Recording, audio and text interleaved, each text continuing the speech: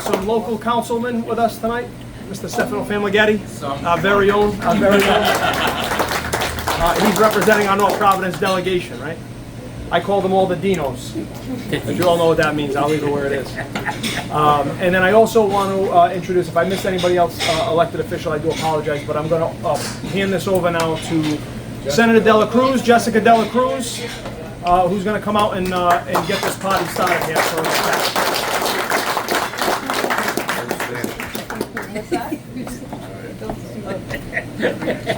I was just told I'm not allowed to swear. Is that what you said? Okay, no. First of all, I want to thank Shane for always opening up his beautiful establishment to any Republican who's looking to host a fundraiser or whatever event they're looking to host. So could you guys give him a round of applause for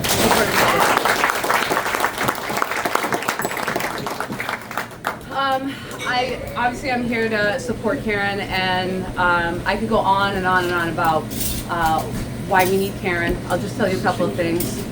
The biggest thing that really stood out to me when I talked to Karin was she's ready to challenge the status quo. She's sick and tired of the way things operate in this state, and we need her. And that's why I'm so thankful for every one of you here today to support her. We've got, well, how many of you, raise your hand if you want to guess, how many Republicans in the Senate? There are 38 senators. Anybody want to give me a guess how many are in the Senate, Republicans? No, not you, Phil, because we know you know the answer. Someone else. Anybody have their... 6. 7. 7, all right, the good guesses. 4. There are 5. Okay, so I always tell people, I'm not in the minority, I'm in the super minority. But here's the thing. We can elect more Republicans. And Karin's seat, I think, is the most winnable Senate seat we have in this state, because we look at the numbers and we know the Republicans can win. So this is a huge opportunity to increase our numbers. We have some other races that we're looking at. My goal as the minority leader and Whip Rogers as the whip in the Senate, our goal is 13. 13 Republicans means that we can block a budget. And if we can block a budget, that means the Speaker of the House and the Senate President have to come to the Republicans and say, please vote for our budget. And we could say, no. It brings the state to a standstill, but what it means is that they have to negotiate with us. That means we can say, we don't like this, this, this, and this, so you have to remove it from the budget. Or we don't like this law, this law, this law, and this law, so forget about passing it if you want our vote for the budget. It means that there is balance at the State House, and that's what's missing. And that's why it's so important to elect Karin. So if you can help her today, obviously you're helping her with a donation, which is one of the biggest challenges for Republicans in the state. But if you can even give a couple of hours of your time on a Saturday to walk with her, or during the week, I appreciate that. But then there are other ways you can help candidates. Spread the word.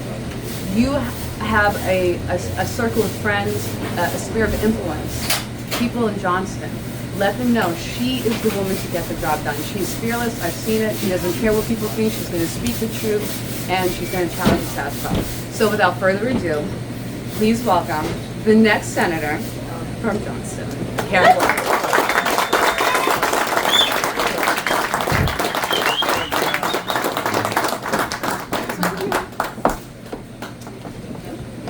Everybody. Thank you, Shane, for letting us have this in your establishment. Well, I don't know if everyone knows my beginnings into politics, but it was the illegal immigration issue. My father-in-law, who could not be here tonight, we have some health issues in our family, couldn't be here. But when I first met him, he would tell me how much it costs, how much the state's paying for illegal immigration in our state. And I couldn't, is that mine? he would tell me how much it costs for illegal immigration. And I just couldn't, my mouth would drop to the floor. I couldn't believe it. So we started Rhode Islanders for Immigration Law Enforcement, and where we were lobbying the officials up at the State House because we wanted to stop. We don't want driver's licenses. We did not want to give them in-state tuition. They're taking money for health care. We need that money for our people. So we go up to the State House, and I'd be in the committee rooms, And I noticed they already knew how they were going to vote. It didn't matter how many people were up there watching or testifying. They knew what they were going to vote on and the way they were going to do it. So I went, that's it, and I decided I was going to run. So now it's many, many years later, here I am.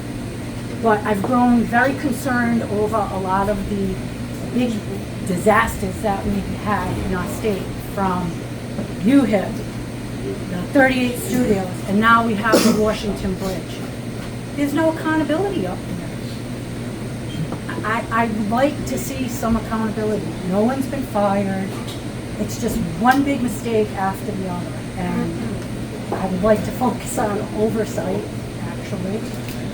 I also would like to focus on nursing homes. That's one of my pet peeves, is I have extensive experience from my mother being in one. I was their biggest nightmare because I went there every day. So I know what goes on in there. And so I would like to help iron some things out at the nursing homes. I'd also like to thank Jessica Dela Cruz, Senator Dela Cruz, Senator Rogers for showing up here. I'd like to thank Sandra Taylor from the Johnstown Republicans. She's been a great help to me. Couldn't do it without her. Joe Powers, again, from the Rhode Island Republican Party, is here. Thank you for coming. And I appreciate everyone here. I'm so humbled that you all came. And now, I would like to give 5 minutes to a gentleman that I, sorry Mike, fell in love with in 2009. I saw him dressed down, Sheldon Whitehouse and Jack Reed at a senior center in West Warwick. So with that, I would like to introduce my good friend Rob Cote to come up and just say a couple of words about the bridge, because I think you all need to know really what's happening with that bridge. It's very important.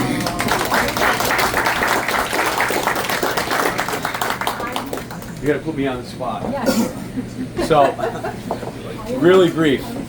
Everything you've been hearing about the Washington Bridge is all bullshit. Okay? All of it. It wasn't stopped the other day. The demo wasn't stopped because in the bridge, their engineers and DOT engineers decided to preserve evidence. That's not why it was stopped.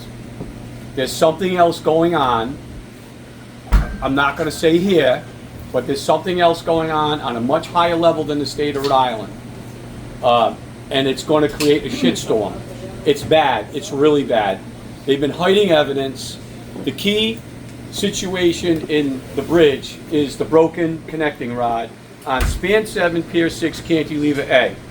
And it magically, mysteriously disappeared.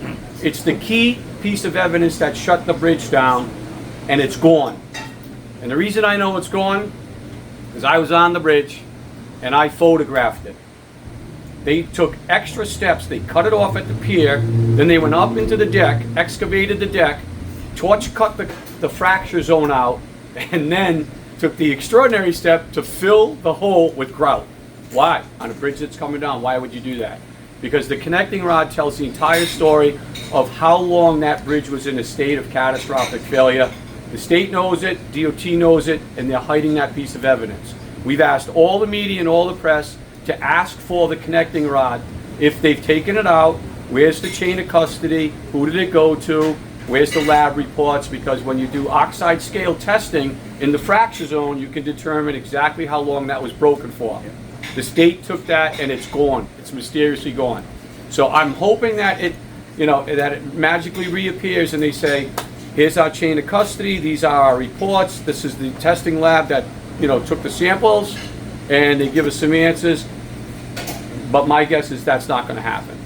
And I think you're going to see something very, very soon, that there's going to be a change of contractors on the bridge. And I'll talk more about that a little later on.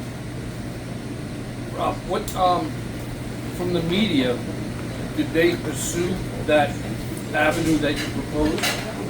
Yeah, everybody's asked. Tara Granahan has sent out formal requests. Matt Allen has sent them out. Bill Bartholomew, where's the connecting rod? They won't answer. Right now, all requests for information go to DOT, and then it goes to Peter Nerona. By the way, who's a bold-faced liar. Bold-faced liar. I can't get into the specifics, but trust me when I tell you, He's a bold-faced liar. That bridge is going to be shut down for 4 years. All right? It'll be 4 years before there's traffic going over that bridge. And you know what they just did? They just put a weight and motion monitoring system in. And I explain this to people. They're saying, well, what is that for? Bridges are what are called cyclically loaded structures versus a building, which is a statically loaded structure. Bridges, the life expectancy of a bridge is determined by its loads and its cycles. When you increase the load and you increase the cycle, you decrease the life expectancy of the bridge. So think about that. You just took a bridge that was designed for 4 lanes of traffic. Now you got 6 lanes of traffic on it. What do you think's happening to the eastbound side? The life expectancy is not getting any better. It's definitely being impacted. That's why they put that weight and motion monitoring system on it that we paid $3 million for. By the way, they used that under the emergency fund, so there was no bid, no nothing. Here you go. Sneak it in. Yeah. So just don't believe everything that you're hearing. Ask questions. Call your state reps. Demand some more oversight hearings. They need to bring the inspectors in. And I'll leave you with this note. I've been inspecting bridges and buildings for 30 years. When you take a photo of an inspection, that photograph always has the date stamped on the photo. When you look at all the reports from DOT, you see numerous years of reports with the same photo, no date stamp on it. And actually what Mike Chippendale did, what they've been doing on the date, they've been inserting a text box. If anybody knows what Microsoft Word, right? Insert a text box. Well, when you click on the text box and you remove it, another date comes behind the photo. That's fact. I got the video. I'll show anybody who wants to see it. I'll show you the video tonight. So there's problems because the inspection agencies deliver their reports and then the reports are changed into a DOT format. When you do that, you overwrite the date of inspection, and that inspection report now has no traceability in a court of law. So there's going to be some big problems. This is not going to be a simple fix. My guess is that you're going to see in the near future, because of the way they wrote the RFP, I predicted no one would bid on it. Nobody bid on it. And the reason they didn't bid on it was too many unknown variables that the contract had to be responsible for, like the PCB content in the river basin. And now you're going to see what's called a predatory bid, because everybody knows no one's going to bid on it. So we're going to come in and we're going to get them for all the money, bend them over, take all the money. And I think what you're going to see is, if you get any bids, it'll be Skanska, and you're probably going to see it'll be far north of $500 million. Guaranteed. Guaranteed. That's what you're going to see. Because nobody else has the equipment to do it.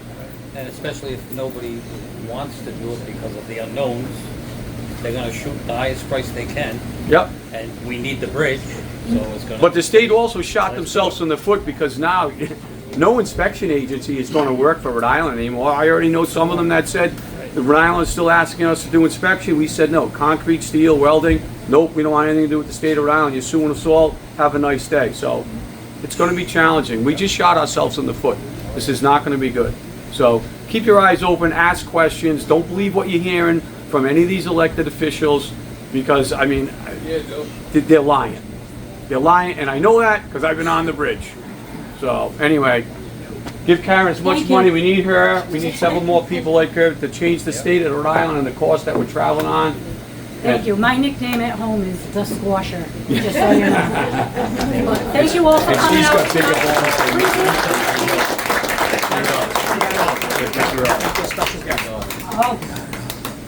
My special guest. If anybody would like to come up and take some pictures with the president, you're very welcome to. I'll be the first. Yeah. Oh my God, it's the exact height. Yes. I love it. So have fun. That would go wild. That would go.